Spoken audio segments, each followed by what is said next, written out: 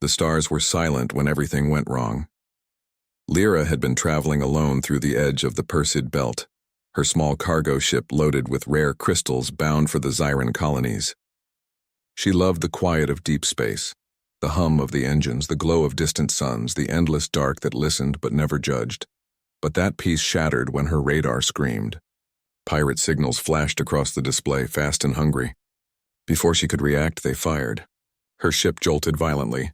Panels exploded in sparks. Alarms howled through the cabin. Shields failing, she shouted, though there was no one to hear her. Then came a voice over the comm, rough, human, and desperate. "Hold on, I'm coming in hot." Before she could answer, a human ship, old and battle-scarred, slammed into view. It wasn't attacking, it was shielding her. The man's vessel took the brunt of the blast that was meant for her. Metal screamed as both crafts spun toward the nearby moon. "Are you insane?" she yelled into the comm. "Maybe," the voice replied, breathless. "But I'm not leaving anyone behind."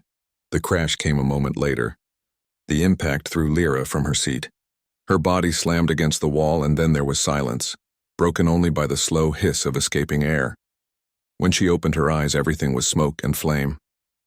She crawled out, coughing, her body aching, wings torn, leg bleeding. The barren moon stretched around her, gray, cold, and endless. A shadow moved through the smoke. The human. He was tall, broad-shouldered, his flight suit torn and burned. His face was rough, unshaven, but his eyes burned with something fierce and unbreakable. He looked at her, not with pity, but with determination. "You're hurt," he said. "I can walk," she replied sharply. Zyrans were proud. They did not show weakness, he didn't argue. He simply knelt, wrapped one strong arm under her legs, another around her back, and lifted her effortlessly. "What are you doing?" she protested, struggling weakly. "Put me down." "I said I can walk." He adjusted his grip and started moving toward the distant hills. "Then walk later." "Right now you rest, I don't need your help," she cried. "I know," he said quietly. "But you're getting it anyway." His voice wasn't cruel. It was calm, firm, like stone that refused to move no matter how much the wind pushed. She tried to fight him at first. Her pride screamed louder than the pain in her leg. But every step he took was steady, deliberate, as if carrying her was the only thing that mattered in the universe. They walked for what felt like hours. The air was thin. The cold bit into their skin. Above them, two shattered ships burned faintly in the black sky. Finally, as exhaustion crept in, Lyra stopped resisting. She watched the human's face instead. The lines of focus, the way his jaw tightened each time he stumbled, the way his eyes stayed forward no matter how heavy she became in his arms. Why would you risk your life for me?" she whispered. He didn't answer right away. Then he said softly, "Because I couldn't stand watching someone die when I could do something about it." Lyra looked away. On her world, survival was personal, each creature for itself. But this man, he was different. When night came, he found shelter under the remains of a crashed pod. He laid her down gently and checked her wounds. His hands were rough but careful. When he wrapped his jacket around her shoulders, she felt warmth, human warmth seeping through the cold. "Sleep," he said. She stared at him for a long time, her pride fading into quiet confusion. She didn't even know his name. She only knew that this strange, reckless human had crashed his ship to save hers. And now, as the cold night wrapped around them, she realized something terrifying. For the first time in her life, she wasn't in control, and somehow, she wasn't afraid.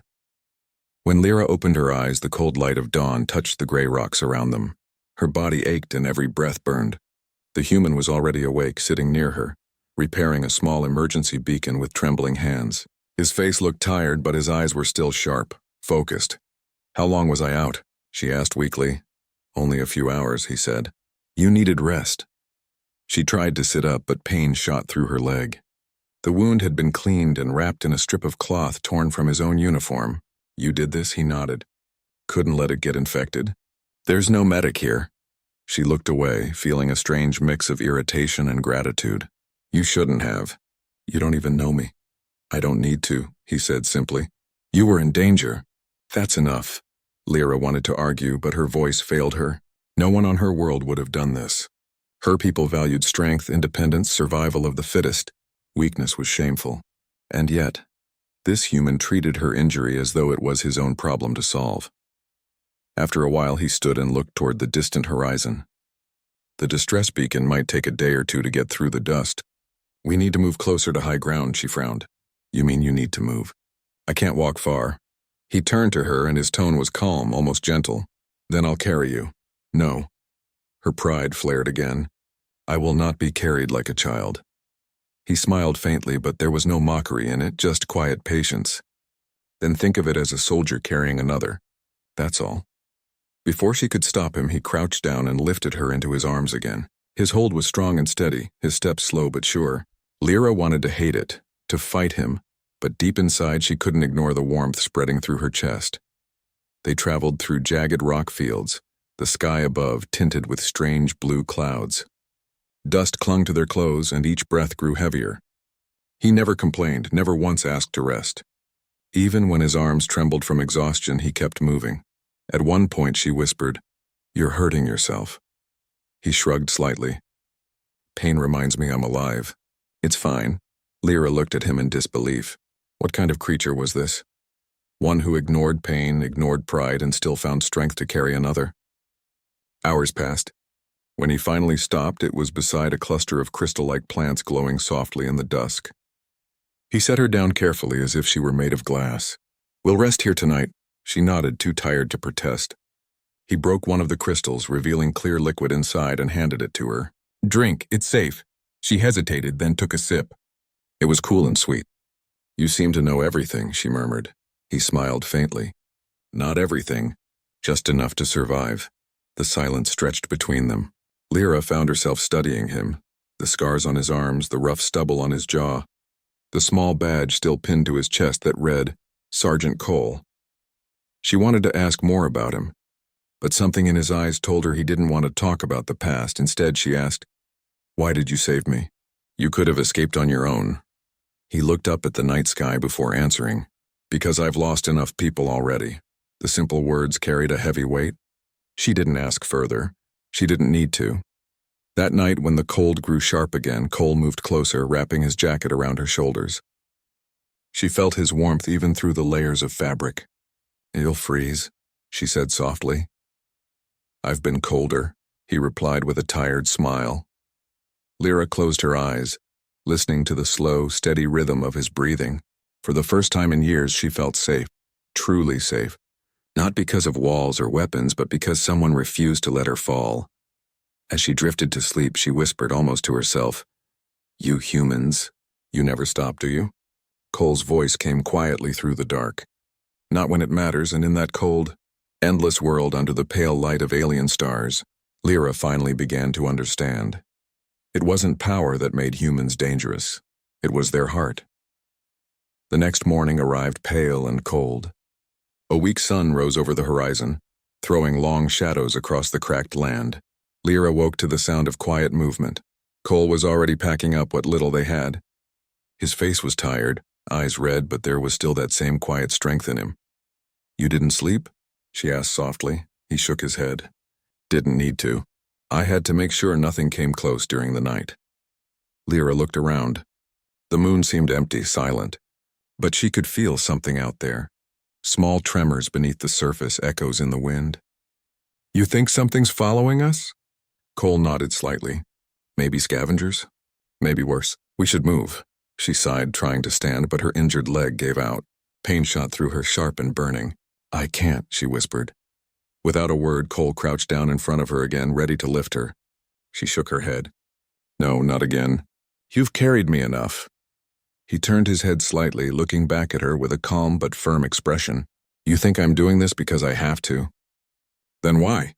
she asked, her voice trembling between anger and shame. "Because I want you to live," he said simply, "and I'll carry you until you can." Before she could answer, he lifted her again, strong arms wrapping around her like a shield. His breathing was slow and heavy, his steps steady despite the uneven terrain. Lyra rested her head against his chest for a moment, listening to the sound of his heart beating like a drum beneath the fabric. It was strong. It was human. Hours passed in silence. Dust rose from every step. Sometimes Cole would stumble, but he never let her fall.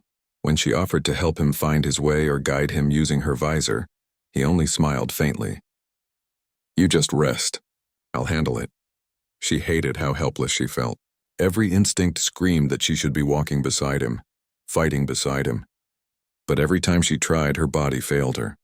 At midday, they stopped beneath a sharp ridge. Cole set her down gent. Lion took a sip from his small water pouch before handing it to her. "Drink," he said. "What about you?" she asked. "I'll be fine," he lied, trying to hide the dryness in his throat. Lyra frowned and pushed it back toward him. "We share. That's an order." He chuckled softly. "Didn't know you outranked me." "Now you do," she said, a small smile touching her lips. He took a sip, just enough to please her, and then stood again. "We'll keep moving. There's a ridge ahead. From there, the beacon signal will travel faster." As he lifted her again, she studied his face. The lines of fatigue, the dirt streaked with sweat, the small burn marks on his gloves. He looked like he was made of steel and pain and stubbornness. "You're going to destroy yourself," she said quietly. "Why do humans always do that?" He smiled faintly, eyes on the horizon. "Because something inside us doesn't know when to quit." Lyra wanted to laugh, but her chest tightened instead. His words sounded so simple, yet they carried something heavy, something she couldn't explain. By evening, the temperature dropped fast. The sky dimmed into a bruised purple color. Cole found shelter between two broken rock pillars. He laid her down carefully, his arms trembling from exhaustion. "You're freezing," she whispered, seeing the way his hands shook. "I'm fine," he muttered, teeth gritted. Without thinking, Lyra reached out and took his hand. It was rough, cold, but alive. "You're not fine," she said. "Sit down. Rest with me." He hesitated, then finally sat beside her. They shared the thin blanket he had pulled from the wreckage. For a long time, neither of them spoke. The only sound was the soft hum of the wind against the rocks. After a while, Lyra whispered, "You humans, you keep fighting even when there's no hope left." He turned his head, his eyes meeting hers. "That's the only time it matters." Something in her chest broke then, a wall she didn't even know she had built. She looked away, blinking hard. As the night settled in, Cole leaned back against the stone, his body finally giving in to exhaustion. Lyra rested her head on his shoulder, feeling his heartbeat once more. She whispered, "You'll never stop, will you?" His voice came low, almost fading into sleep. "Not until you're safe." And as the stars blinked awake above them, Lyra realized something powerful. Humans didn't save others for glory. They did it because they couldn't bear to do anything less. The wind howled across the barren moon as dawn crept slowly over the horizon. Fine dust floated through the air like ash, glimmering faintly in the pale sunlight. Cole stirred awake first. His body ached, every muscle heavy from exhaustion, but his mind was still alert. Beside him, Lyra slept lightly, her breathing slow and even. He watched her for a moment. Even in her sleep, her face looked proud, stubborn, strong. She was not used to being protected, and he knew that every time he carried her, it hurt her pride. But she never asked him to stop. When she woke, the first thing she noticed was the way his hands shook as he tried to stand. "You're pushing yourself too hard," she said quietly. Cole gave a tired smile. "I've had worse." "You're lying," she replied softly. "I can see it," he didn't argue. He just looked toward the horizon, where the faint shimmer of the rescue beacon blinked weakly in the distance. "Another day," he said. "Maybe less if we're lucky." Lyra sighed. "You humans use that word too often, lucky." "Yeah," he said, a small smile on his lips. "We do, but sometimes it works." He crouched down in front of her, motioning for her to climb onto his back this time. She hesitated. Her hands hovered uncertainly before resting on his shoulders. "You don't have to do this," she whispered. He looked back at her. "Yes, I do." And with that, they started moving again. The second day was harder. The terrain grew sharper, the rocks steeper, and the air thinner. Cole's breathing grew heavier, but his pace never slowed. Every time Lyra told him to stop, he shook his head. Every time she begged him to rest, he took one more step. "Please, Cole," she finally said, her voice breaking. "You'll collapse." He laughed softly through his exhaustion. "If I fall, I'll make sure to land gently." "Don't joke," she said sharply. "I mean it." He stopped walking then and turned his head slightly, his voice quiet but steady. "Lyra, if I stop, you'll die. So I don't stop." "That's all?" She went silent. There was no argument left. The simple truth in his words hit her like a blow. They continued climbing until the ground began to tremble under their feet. A low rumble echoed from beneath the surface, an unstable crust shifting again. Cole quickened his steps, searching for cover, but a sharp crack split the ground just ahead. Dust burst into the air. Lyra cried out as the world tilted, and suddenly they were falling. Cole twisted his body mid-fall, clutching her tightly as they tumbled down a slope of loose stone. The impact knocked the air from his lungs. Pain shot through his arm, but he didn't let go. When they finally came to a stop, he was lying on his back, breathing hard, Lyra still in his arms. She tried to move, but he held her still. "Don't," he gasped. "Just stay still." She felt something warm on her hand, blood. "You're hurt," she said. "Doesn't matter," he whispered. "It does." Tears welled in her eyes. "Why are you doing this? Why keep going when you're breaking yourself for me?" He opened his eyes slowly, meeting her gaze. His voice came out low, raw. "Because someone once carried me when I couldn't walk. I never got to thank them. Maybe this is how I pay it back." Lyra froze. For a long moment, neither spoke. The wind screamed over the ridge, carrying away the sound of their breathing. Then slowly she reached up and touched his cheek. "You humans, you feel everything too deeply." "Maybe," he said softly, "but that's what keeps us alive." She helped him sit up, supporting him as best she could. For once their roles had shifted, just a little. When he stumbled, she caught him. When his hand trembled, she held it steady. They rested in silence until the tremors faded.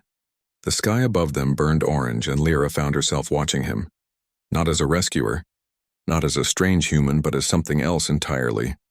She didn't know what it was yet, but she knew it scared her. As the night came again, Cole leaned against a rock, breathing slowly. Lyra stayed close, her head resting against his shoulder this time. "Tomorrow," he murmured. "We'll reach the signal point." She nodded faintly. "And then what?" He smiled weakly.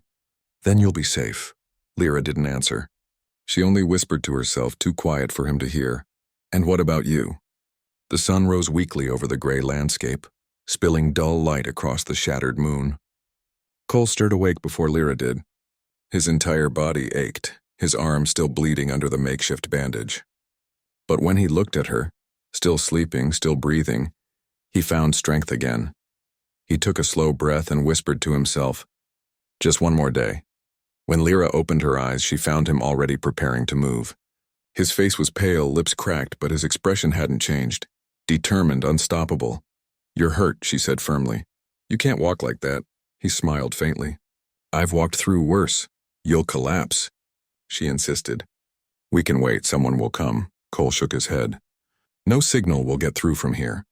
We have to reach the ridge. It's our only chance." Before she could stop him, he bent down and lifted her again. His arms trembled slightly this time, but his grip was steady. Lyra clenched her fists against his chest. "Cole, please." "Put me down." "You're killing yourself." He didn't answer. His eyes stayed fixed on the rising ridge ahead, a wall of jagged stone that stood between them and safety. "Cole," she cried again, her voice breaking. "I don't want this. I don't want to be carried anymore." He looked at her for a moment, his voice rough but kind. "Then close your eyes. Pretend I'm not." She stared at him, unable to speak. There was something unshakable in his tone, something that said he'd already made peace with the pain. The climb began slowly. Every step up the rocky slope was a battle. Cole's boots slipped on loose gravel, his breathing harsh in the thin air. The sun burned weakly above them, and the world stretched endlessly below. At one point he stumbled hard, falling to one knee. Lyra gasped and grabbed his shoulder. "Stop, please." He took another breath, forcing his legs to move. "No, not yet. Why?" She whispered, tears forming. "Why won't you stop?" His answer came through gritted teeth. "Because you still need me." Something broke inside her then. Her anger, her pride, her fear, they all fell away. She felt his heart pounding against her, heavy and human. She felt the tremor in his arms, the heat of his skin, the quiet strength that refused to die even when everything else was gone. "Humans are mad," she said softly, tears sliding down her face. "Completely mad." Cole gave a weak chuckle. "Yeah, we are." They climbed higher. The ground trembled again, small rocks tumbling down the slope. Lyra wrapped her arms around his neck to steady herself. "Careful." He didn't slow down. His boots found each hold by instinct. Step by step, he carried her upward. His breath grew ragged, his vision blurred, but his arms never loosened. When they finally reached the top, Cole fell to his knees. He lowered Lyra gently to the ground, gasping for air. The ridge overlooked a vast plain filled with ancient metallic ruins. Far in the distance, a faint light blinked, the rescue beacon still transmitting. Lyra turned to him, panic in her eyes. His face was ghostly pale, his hands trembling violently. "Cole, you did it," she whispered. "We made it." He smiled faintly, barely able to keep his eyes open. "Told you." I wouldn't stop. Tears filled her eyes. "You fool," she said softly. "You could have died. Would have been worth it," he murmured, his voice barely a whisper. "You're alive." Lyra's chest tightened painfully. She reached out and touched his face, her fingers trembling. "You stupid, stubborn human. You carried me for 3 days." He laughed weakly. "Felt like forever." She wiped her tears, her throat tight. "Rest now, please. Let me take care of you for once." Cole nodded faintly and leaned back against the rocks, closing his eyes. "Just a minute." Lyra sat beside him, watching the sky. She had never felt so small, so humbled. For her entire life, she had believed strength was measured by how much you could carry alone. But now, watching this broken human who refused to stop even when his body begged him to, she understood something deeper. Strength wasn't about standing tall. It was about never letting someone fall, she whispered, voice trembling. "You didn't stop, even when I begged you to." And though he didn't reply, too weak to speak, she knew he had heard. The wind carried her words into the quiet air, and for the first time since the crash, Lyra let herself cry. Lyra sat beside Cole for hours, watching the cold light of the alien sun spread across the ridge. The rescue beacon flickered faintly in the distance like a tiny star refusing to die. She wanted to believe help would come soon, but every minute that passed made her heart sink deeper. Cole's breathing was slow and uneven. His skin had lost all color. He looked like he was barely holding on to consciousness. Every so often he would try to smile at her, as if to reassure her, but his lips trembled too much to form the shape. "Cole," she whispered, her voice breaking, "you have to stay awake." He opened his eyes slightly. "Still here," he muttered, forcing a weak grin. "Told you, I'm tougher than I look." She tried to smile, but it only made her tears fall faster. "You're not tough, you're foolish, maybe," he whispered. "But you're alive. That's what matters." Lyra pressed her hands over his chest, feeling the slow, faint thump of his heart. She could feel how weak he had become. Each beat was like a fading drum in the distance. "I should have carried you," she said quietly. "You should have let me." He shook his head slightly. "Would have slowed us down. You needed to see the stars again." Lyra looked away, her throat tight. Why do humans always say things like that? Like what? "Like their lives mean less than someone else's," she said, trembling. "You don't get to decide who deserves to live more." He smiled faintly, his eyes half closed. "We don't decide, we just act." The wind picked up, cold and sharp, carrying dust over the ridge. Lyra pulled off her jacket and placed it over him, ignoring the chill that bit into her own skin. For a long while, neither of them spoke. The silence was heavy, filled with exhaustion, fear, and unspoken emotions. Then, far off in the distance, a faint hum broke the quiet. Lyra's ears twitched at the sound. "Do you hear that?" she asked quickly. Cole opened his eyes again. "Can't tell." "It's a ship," she said, her voice trembling with sudden hope. "They found us!" She stood up, waving her arms toward the distant light, shouting until her throat hurt. "Over here! We're here!" The sound grew louder, but then suddenly, it began to fade. The ship was turning away, heading in the opposite direction. "No," she screamed. "Don't go, please!" Her voice echoed across the rocks, swallowed by the wind. The ship's light disappeared beyond the mountains. Lyra fell to her knees, her hope shattering like glass. She pressed her hands against her face, shaking. Cole stirred weakly beside her. "Hey, it's okay." She turned toward him, tears blurring her vision. "It's not okay. They didn't see us. We're going to die here." He gave a soft, tired smile. "We won't. Someone will come." "How can you still believe that?" she shouted, her voice breaking. "You can barely breathe." He reached out a trembling hand and brushed a tear from her cheek. "Because you're still fighting. That means we're not done yet." Her chest tightened painfully. His hand felt so cold against her skin. She grabbed it and held it tight, refusing to let go. "Don't talk like that," she whispered. "Don't you dare." He looked up at her, eyes half-lidded but gentle. "Lyra, promise me something." "What?" "When they find you, don't blame yourself. Don't carry my ghost." Her lips trembled. "Stop it. I mean it," he whispered. "You'll live. You'll tell them that humans don't quit. Ever." Lyra shook her head, sobbing. "No, you'll tell them yourself." He gave a weak chuckle, his voice fading. "Maybe." She held him tighter, feeling his breathing slow. "Cole, please.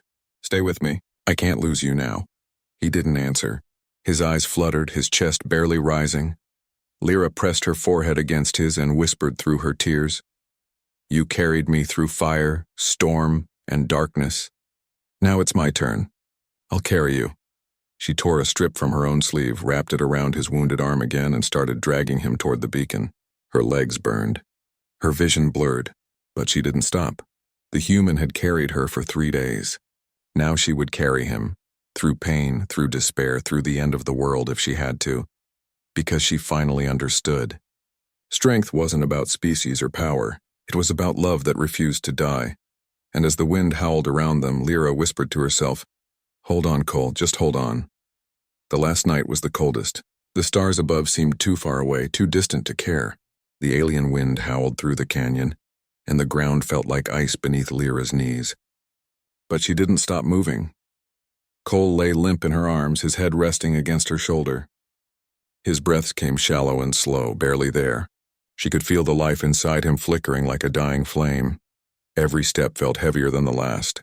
Her legs shook, her arms burned, and her lungs screamed for air. Still, she carried him. Every time her body wanted to fall, her mind remembered how he had carried her. How he never gave up. She whispered between breaths, "You didn't stop, so I won't either."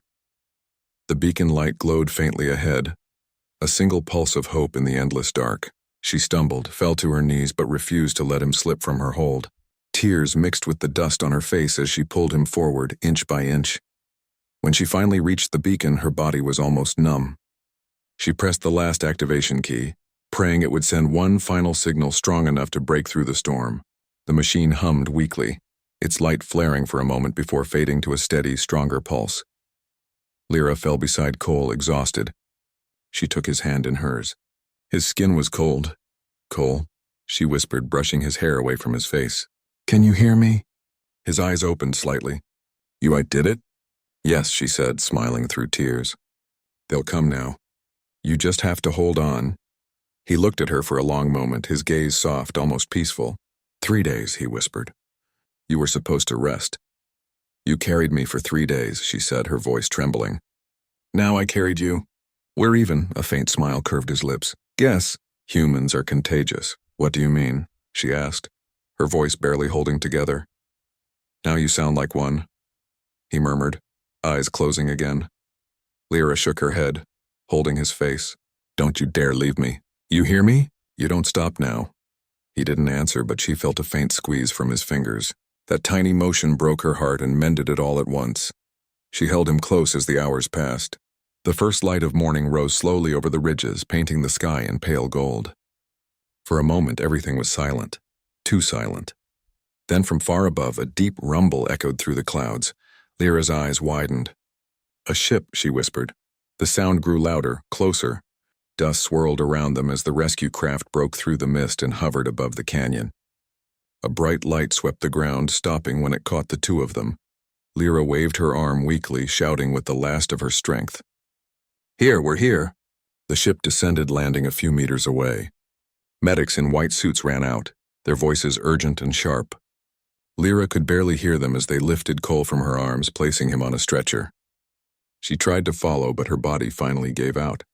Before she blacked out, she saw one of the medics press an injector into Cole's arm, and she prayed, if any gods existed, that it wasn't too late. When Lyra woke again, she was in a white room filled with soft light. Machines hummed gently beside her bed. For a moment, she thought she was still dreaming. Then she saw the familiar figure lying in the next bed, Cole alive. He looked thinner, paler, but he was breathing. His chest rose and fell with steady rhythm. Lyra's throat tightened. She stood slowly, walked over and sat beside him. She touched his hand, whispering softly, You made it. He stirred, his voice weak but warm. Told you I don't stop. Lyra smiled through tears. You humans are impossible. He opened one eye, smirking faintly. You say that like it's a bad thing. She laughed softly, shaking her head. No, it's beautiful. They sat in silence for a while, the hum of the ship around them. Outside the window, the blue planet they had crashed on slowly faded from view as the rescue craft climbed into orbit. Lyra looked out, her reflection glimmering beside his. 3 days, she whispered. 3 days that changed everything. Cole smiled weakly. 3 days that proved one thing. What's that? That no matter the world, no matter the species, he said slowly, turning his head to look at her, humanity always carries on. Lyra felt tears rise again, not of sorrow, but of something deeper. Something proud. She squeezed his hand and whispered, Yes. And now, I'll carry that too. As the stars stretched before them, 2 broken survivors rested side by side. One alien, one human, but both forever changed by the fire of compassion that refew.